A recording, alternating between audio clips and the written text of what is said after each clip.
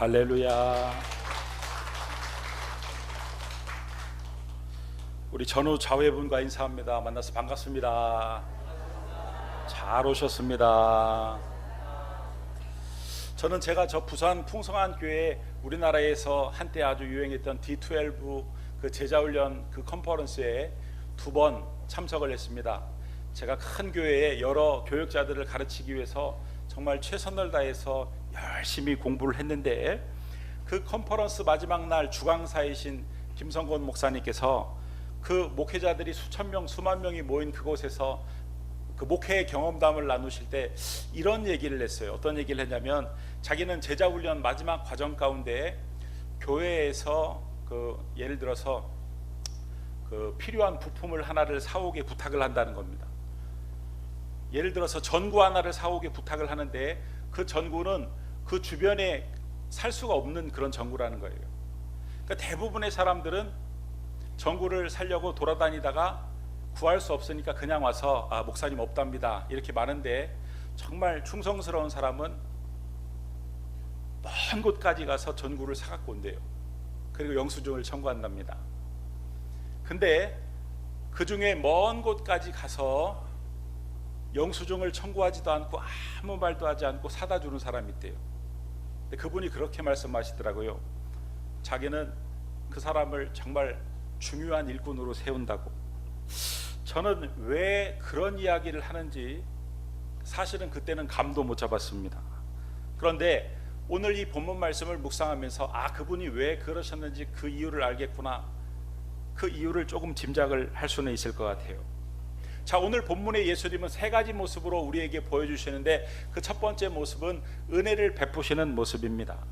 자, 예수님께서 가버나움이라는 곳에서 회당에 들어가셔서 하루 종일 안식일을 맞아서 가르치셨습니다. 사람들을 가르치시고, 또 가르치심을 마친 후에는 귀신들을 내쫓는 그런 사역을 하셨습니다. 자기의 그 몸을 전혀 돌보지 않고 사람들의 영적인 필요를 채우기 위해서 애를 쓰셨습니다. 그 모습을 보고 베드로가, 예수님의 제자였던 베드로가 큰 은혜를 받았던 것 같아요. 주님이 배가 고프고 지친 기색이 역력해 보이자 근처에 있는 자기의 집으로 가자고 그 일행들의 손을 붙잡고 이끌어 드렸습니다. 베드로가 무슨 능력이 되고 상황이 되고 어떤 계획을 세워서 그 집에 들어간 것 같지는 않아요. 그저 주님이 지치고 배고픈 기색이 역력하니까 주님 어떻게든 대접하겠다는 마음으로 이끌고 들어간 것 같습니다. 은혜가 충만하니까 충동적으로 주님의 일행을 이끌고 들어간 겁니다. 그 증거가 뭐냐? 주님의 일행이 베드로의 집에 들어가니까 베드로의 장모가 중한 열병을 앓고 누워 있었습니다. 누가복음 4장 38절 말씀을 보면은 시몬의 장모가 밑줄 친 부분을 보면은 중한 열병을 앓고 있는지라 이렇게 되어 있어요. 여러분, 입장을 한번 바꿔놓고 생각해 보십시오. 여러분의 친정엄마가 중한 병을 앓고 누워 있는데, 여러분의 장모님이 지금 모시고 사는데 중한 병을 앓고 누워 있는데, 어느 날 이 눈치 없는 남편이 손님들을 아무 연락도 없이 친정엄마가 누워있는 것도 아랑곳하지 않고 한두 사람도 아니고 여러 사람을 데리고 왔다고 한번 생각해 보십시오. 이거는 마누라한테 끌려가지고 저 구석에 가가지고 등판 스매싱이라고 그러죠. 등판 스파이크를 맞을 각입니다. 지금도 이 베드로의 집은 그대로 남아있는데, 제가 사진으로 보니까 아주 비좁아요.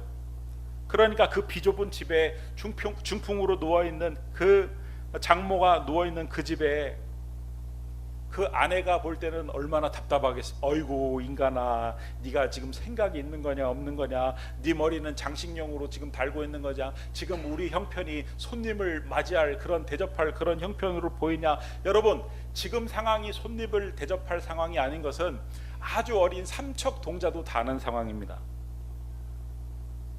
누워있는 베드로 장모의 입장에서도 얼마나 손님들에게 미안하겠으며, 대접을 받아야 할 손님 입장에서도 마음이 썩 편치 않았을 것입니다. 중환자가 있는 집에서 대접을 받아야 한다니 난감했을 것입니다. 처음부터 이런 모든 사정을 알았다면 아마 베드로의 집에 들어오려고 하지도 않았을 것입니다.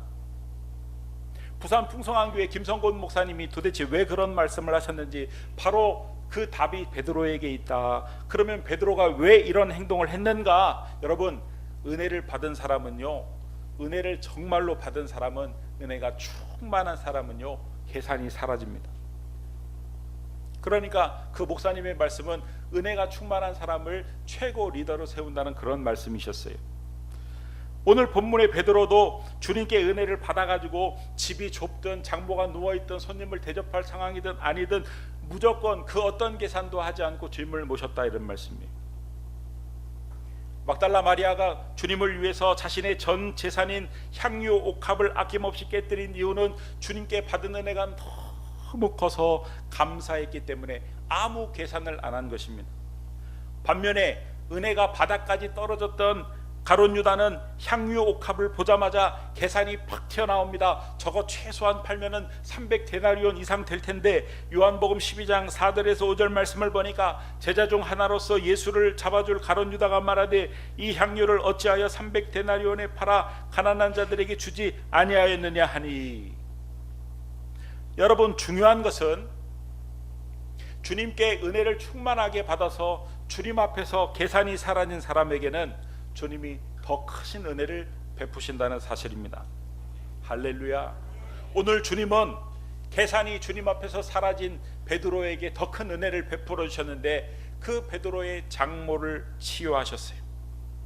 베드로의 장모는 병이 나가지고 기쁨으로 손님을 섬겼고, 손님들 입장에서는 그 중환자가 나아가지고 보는 것을 보고 기쁨으로 대접을 받았고, 서로 불편한 곳에서 서로 기쁨이 넘치는 곳으로 바뀌게 되었다, 이런 말씀이에요.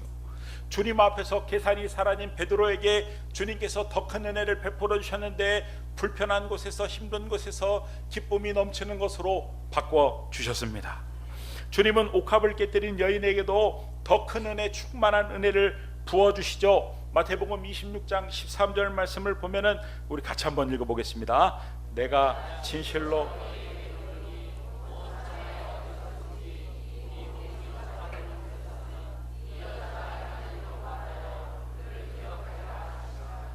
복음이 전파되는 곳에 이 여인이 한 일도 기억하고 전하라. 여러분, 이것만큼 큰 은혜 보셨어요? 복음이 전해지는 곳마다 이 여인의 행적이, 이 말이 무슨 말씀입니까? 복음이 전해지는 곳마다 은혜 받아서 계산이 사라진 사람의 헌신에 하나님이 복 주셨다는 이 소식이 전해지게 하라는 것입니다. 우리 기쁨의 교회 성도님들은 주님의 일에 계산이 사라질 정도로 큰 은혜를 받으시기 바랍니다. 그래서 더 큰 은혜, 더 큰 충만한 은혜도 받을 수 있게 되기를 주님의 이름으로 축원합니다. 이 티파니 필드의 터치라는 글에 보면 이런 이야기가 나옵니다. 제2차 세계대전 때 강을 하나 사이에 두고 고아원 2개가 있었습니다. 한 고아원은 시설도 좋고 연합군에서 식량도 넉넉하게 공급해서 영양이 충분한 고아원이고, 한 고아원은 그야말로 시설도 열악하고 영양 공급도 제대로 되지 않는 그런 고아원이었는데, 전쟁이 마치고 보니까 이 시설이 좋고 영양분이 공급이 많이 된 곳에는 발병률과 사망률이 높은데, 이 시설이 열악하고 영양분도 제대로 공급 안 된 곳에 가보니까 애들이 다 건강한 거예요. 발병률이 현저히 낮은 겁니다. 그래서 학자들이 도대체 이게 뭔 결과냐 해가지고 심도 있게 연구를 했더니 어떤 일이 벌어졌냐면, 이 전쟁 중에 어떤 엄마가 자기 아기를 잃고 정신이 미친 거죠. 영화에 보면 이 머리에다 꼭 꽂고 다니는 여자들 있잖아요. 미친 겁니다. 그래가지고 이 가난한 시설이 열악한 고아원에 들어와가지고 다 자기 새끼인 거예요. 한 해 다 돌아다니면서 품고 만져주고 젖 먹이고 막 안아주고. 이 두 고아원의 결정적인 차이를 만들어낸 것은 사랑의 터치였다. 사랑의 어루만짐이었다. 여러분, 우리의 육체와 마음의 연약함에 시달리는 우리에게 필요한 것은 다름 아닌 주님의 어루만지심, 주님의 터치임을 믿으시기 바랍니다. 주님의 두 번째 모습은 병든 자를 어루만지시는 병든 자를 터치하시는 모습입니다. 예수님은 베드로의 장모의 병을 고치기 전에 그 여인을 먼저 만지셨어요. 그 여인의 손을 먼저 만지셨어요. 마태복음 8장 15절 말씀을 보니까 그의 손을 만지시니, 여기서 만지시니에 해당하는 동사는요, 아주 부드럽게 만지는 동사를 뜻합니다. 그러니까 아주 사랑스럽게 어루만졌다는 그런 뜻이죠.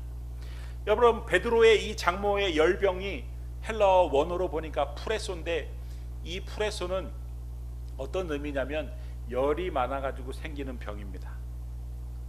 그러니까 더 쉽게 말씀을 드리면 현대어로 말하면은 열이 많이 받아가지고 생기는 병이니까 화병이죠. 화병.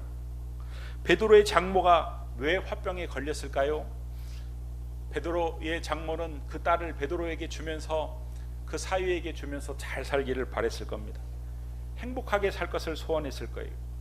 베드로는 그렇게 큰 부자는 아니지만 그래도 성실하고 배 한 척을 가지고 있는 딸과 처음에는 행복하게 잘 살았습니다. 그런데 어느 날 예수라는 사나이를 만나더니 자기 사이가 완전히 예수에 미쳐가지고 더 이상 고기를 잡지 않겠다고 그러고 배를 버려두고 그 사람을 쫓겠다는 겁니다. 사람을 낚는 어부가 되겠다고, 자기는 이제는 고기를 낚지 않겠다고, 육의 양식도 중요하지만 영의 양식이 더 중요하다고, 예수가 메시아라고 산으로 들로 바다로 쫓아다니면서 도통 집으로 찾아오지 않는 겁니다. 자기 딸이 버려진 것이죠. 그런 꼴을 지켜보고 있던 이 베드로의 장모가 속에서 열불이 났을 겁니다. 그런 베드로의 장모의 손을 주님이 붙잡아 주신 것은, 그 손을 부드럽게 붙잡아 주신 것은, 딸아, 내가 네 마음을 다 안다. 너의 마음속에 있는 그 깊은 슬픔과 그 분노와 화를 내가 다 안다. 그 마음을 만져주시기 위함이 아니었겠느냐, 그 마음의 병을 먼저 낫게 해 주시기 위함이 아니었느냐, 이런 말씀이에요. 여러분, 구약 성경에도 엘리야가 시험에 들어서 낙담했을 때 하나님의 천사가 이 엘리야를 찾아와서 제일 먼저 한 일이 뭐였냐면 엘리야를 어루만지는 일이었습니다.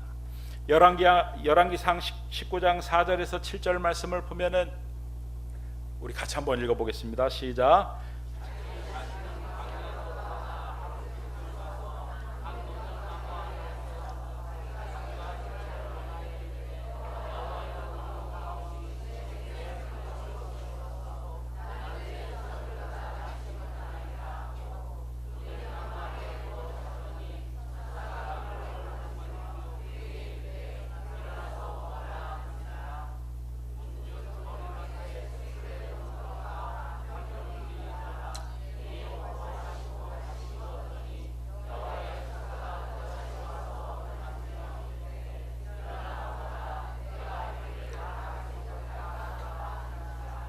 낙담한 엘리야를 찾아와서 제일 먼저 한 일이 어루만지는 일을 했어요. 또 찾아와서 어루만지는 일을 했어요.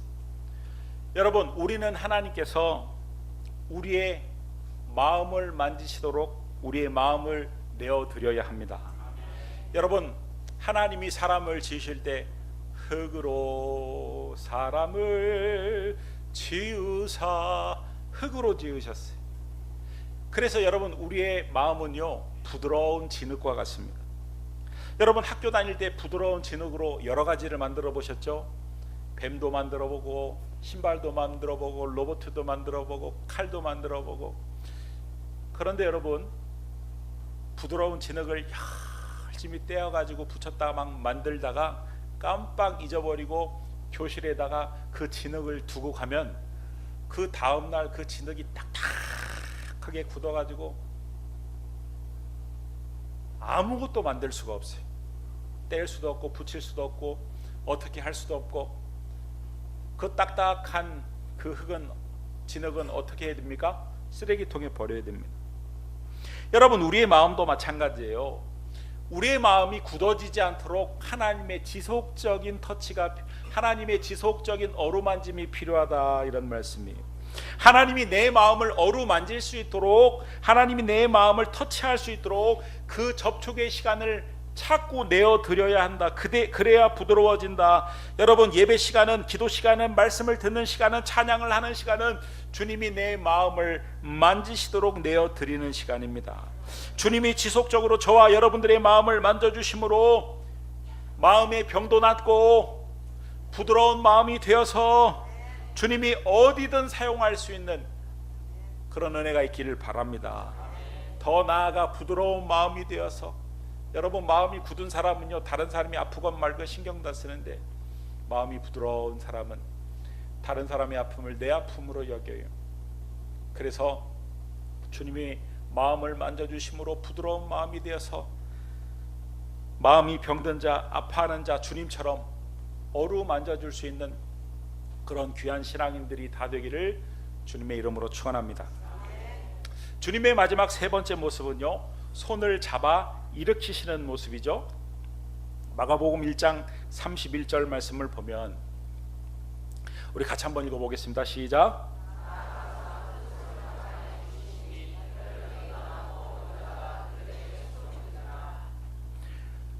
왜 주님은 일어나라고 명령하지 않으시고 스스로 일어서게 두지 않고 왜 손을 붙잡아서 일으켜 세우셨는가? 그 이유가 도대체 뭔가? 여러분, 우리가요, 오랫동안 병을 앓다 보면, 고통을 겪다 보면 꿈이 축소가 됩니다. 오랫동안 빚에 시달리면은, 옛날에는 그런 꿈이 아니었는데 아주 한없이 꿈이 축소가 돼가지고 이 빚만 좀 갚았으면. 여러분, 이 베드로의 장모도 처음에는 병이 낫기를 기대했다가 시간이 지나면서 상황이 점점 악화가 되고 시간이 오래되니까 꿈이 축소가 되었을 것입니다. 낫는 게 목표가 아니라 열이라도 좀 떨어졌으면, 아니 안 나와도 좋으니까 고통이나 좀 멈췄으면, 아니 걷지 못해도 좋으니까 일어나기라도 했으면. 사도행전 3장 말씀도 보면은 꿈이 축소된 사람의 이야기가 나오죠. 성전 미문에 앉은 안진뱅입니다. 베드로와 요한이 성전에 기도하러 올라갈 때 이 안진뱅이를 손을 붙잡아 일으킵니다. 사도행전 3장 4절에서 7절 말씀을 보면 베드로가 요한과 더불어 주목하여 이르되 우리를 보라 하니 그가 그들에게서 무엇을 얻을까 하여 바라보거늘. 베드로와 요한이 그 안진뱅이 보고 우리를 보라 그랬더니 그 안진뱅이가 무엇을 얻을까 해서 바라봤다는 것입니다. 그러니까 낫는다고는 추워도 생각이 없었다는 것이죠. 꿈이 완전히 축소가 돼가지고 그저 동령이나 좀 많이 했으면 하고 그 꿈이 축소가 된 것이죠. 베드로가 이르되 은과 금은 내게 없거니와 내게 있는 이것을 내게 주노니 나사렛 예수 그리스도의 이름으로 일어나 걸으라고 오른손을 잡아 일으키니 발과 발목이 곧 힘을 얻고. 오랜 시간이 지나며 그의 꿈이 동량이나 많이 하는 것으로 한없이 축소되었을 때 성령께서 그의 몸뿐만 아니라 오랜 질병으로 움츠러든 그 꿈을 단번에 일으켜 세우신 것이죠. 여러분, 주님은 내가 온전하게 근본적으로 완전하게 회복되기를 원하시는 분이십니다. 오직 주님의 위로만이 완전합니다. 오직 주님께만 위로를 구하고 사셔야 됩니다. 하나님의 그 위로의 손이 우리를 붙잡아 일으킬 때만이 우리의 몸도 우리의 마음도 우리의 환경도 우리의 꿈도 완전해지는 줄 믿으시기 바랍니다. 여러분, 그런데 왜 우리는 하나님의 위로를 구하지 않습니까? 하나님께 위로를 구하며 기도의 자리로 나아가야 하는데 왜 하나님께 위로를 구하지 않습니까? 우리가 여러 인생의 문제가 있지만 간절하게 하나님께 그 문제를 가지고 나아가지 않는 이유는 삶의 어려움도 많지만 위로받을 것도 많기 때문에 그렇습니다. 여러분, 우리는 스스로 위로를 해결해요. 어떤 사람은 사람을 만나가지고 먹고 마시면서 대화를 하면서 위로를 받습니다. 어떤 사람은 돈으로 쇼핑을 하면서 위로를 받습니다. 어떤 사람은 국내로 국외로 여행을 다니면서 위로를 받아요. 그러나 여러분, 이 모든 인간적인 위로는 지극히 작은 위로다, 이런 말씀. 여러분, 인간이요 작은 위로만 있어도 하나님을 찾지 않는 그 악한 본성을 어디에서, 어느 성경 부분에서 우리에게 자세히 보여주냐면 누가복음 15장에 등장하는 탕자가 우리에게 그것을 자세히 보여줍니다. 이 탕자가요 인생의 밑바닥까지 내려가는데도 하나님을, 아버지에게 가지 않아요. 돼지가 먹는 쥐염 열매로 배를 채우고자 합니다. 그런데 이 돼지가 먹는 쥐염 열매조차 구할 수 없으니까 그때 비로소 아버지께 돌아갈 생각을 합니다. 그러니까 탕자에게 있어서 이 쥐염 열매는 작은 위로였다. 아마 그 돼지밥이라도 계속 공급이 되었다면 탕자는 집으로 계속 돌아가지 않았을 것입니다. 인간이 하나님께 나아가지 않는 이유는 이런 작은 위로를 붙들고 살고 있기 때문에 그렇다, 이런 말씀이에요. 여러분, 오늘 설교의 제목처럼 나의 쥐염 열매는 무엇인지, 나에게 하나님께로 나아가는 것을 가로막는 쥐염 열매는 무엇인지, 그거 붙들고 하나님께로 못 나가는 게 도대체 뭔지, 그게 물질인지, 그게 사람인지, 그게 가족인지, 그게 건강인지, 우리의 손에 든 쥐염 열매를 확인하셔야 된다, 이런 말씀입니다. 여러분, 한나에게는 강력한 위로가 있었습니다. 한나가 누군지 아시죠? 사무엘의 어머니, 남편 엘가나는 한나에게 아주 강력한 위로가 되었어요. 아들을 낳은 브닌나보다 2배나 더 갑절로 더 잘해 주었습니다. 아니, 엘가나의 표현대로 10아들보다 더 큰 위로를 한나에게 해 주었습니다. 보통 사람 같으면 남편이 그렇게 자기를 끔찍하게 아껴주니까 그것을 위로 삼아가지고 간절히 하나님께 매달리지 않았을 거예요. 그러나 한나는 남편의 작은 위로에 만족하지 않고 하나님의 큰 위로를 구합니다. 한나처럼 세상의 작은 위로에 만족하지 말고 더 큰 위로의 자리로 나아갈 수 있게 되기를 바랍니다. 하나님께 부르짖어 기도하는 기도의 자리로 나아갈 수 있기를 바라요. 할렐루야. 그러면 우리가 이 쥐염나무 같은 열매 같은 것을 꽉 쥐고 하나님께로 못 나가면 어떻게 할까요? 때로는 하나님께서 그 쥐염 열매까지도 빼앗아 버릴 때가 있습니다.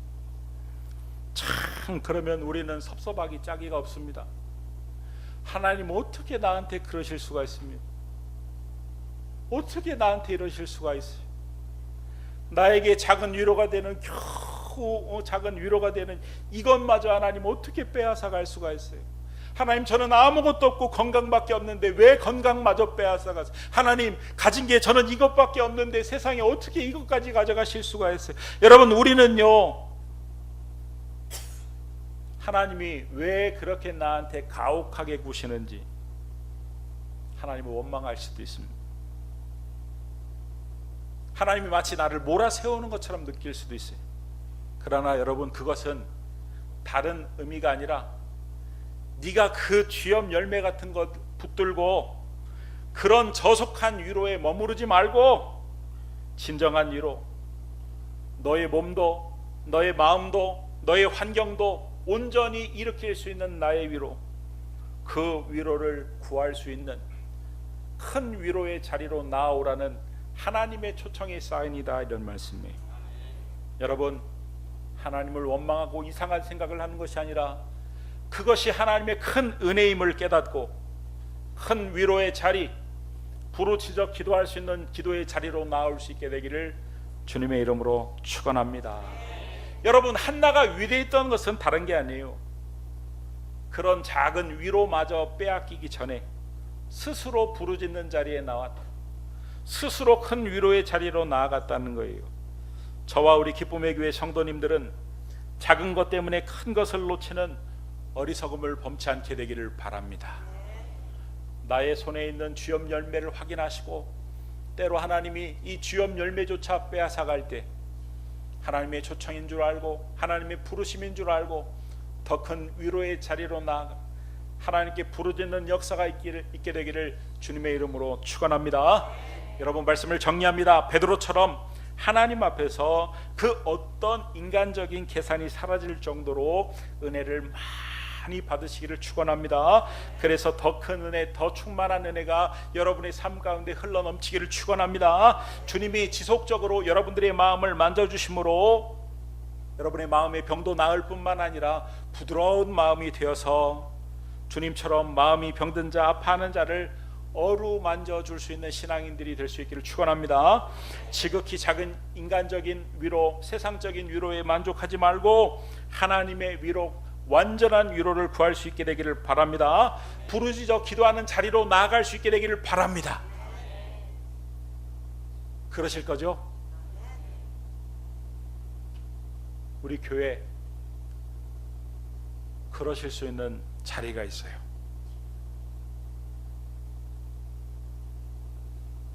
여러분이 목요일 날 9시에 혼자 기도하셔도 좋지만 3층에서 함께 기도할 수 있는 중보 기도팀의 자리가 있습니다. 그곳에서 교회와 저를 위해서도 기도하시고 또 여러분 자신을 위해서 간절히 기도하시고 그곳에 또 기도의 용사들이 모여 있습니다. 기도도 부탁하시고 기도하시면요 하나님께서 놀랍도록 은혜를 주실 줄 믿습니다. 그래서 하나님이 여러분의 손을 탁 붙잡아서 몸과 환경과 마음이 완전히 일어나는 역사가 있게 되기를 주님의 이름으로 축원합니다. 우리 말씀을 붙들고 기도하며 나가기 바랍니다. 오늘 하나님 우리에게 주신 은혜를 붙들고 기도하며 나가기 바랍니다. 기도하시겠습니다. 고맙고 감사하신 아버지 하나님, 오늘도 은혜의 말씀을 허락하시니 감사합니다. 하나님 앞에서 계산이 사라지는 그야말로 충만한 은혜를 받을 수 있도록 주여 도와주시길 원합니다. 더 큰 은혜, 더 충만한 은혜를 누릴 수 있도록 도와주시길 원합니다. 지속적으로 하나님 우리의 마음을 만져주시고 그 자리로 나갈 수 있도록 도와주시고 하나님이 그 마음을 만져주심으로 부드러운 마음이 되게 하시고 아버지 하나님 아픈 자 병든 자의 마음을 위로할 수 있는, 어루만질 수 있는 그런 아버지 위로자들이 될 수 있도록 도와주시고 지극히 작은 인간적인 위로에 만족하지 않게 하시고 하나님의 큰 위로, 완전한 위로를 구하며 살 수 있도록 은혜의 은혜를 더하여 주시옵소서. 하나님 큰 위로의 자리에 나아가게 하여 주옵소서. 우리 손에 들고 있는 시험 열매를 버리게 하여 주옵소서. 예수님의 이름으로 기도드립니다. 아멘.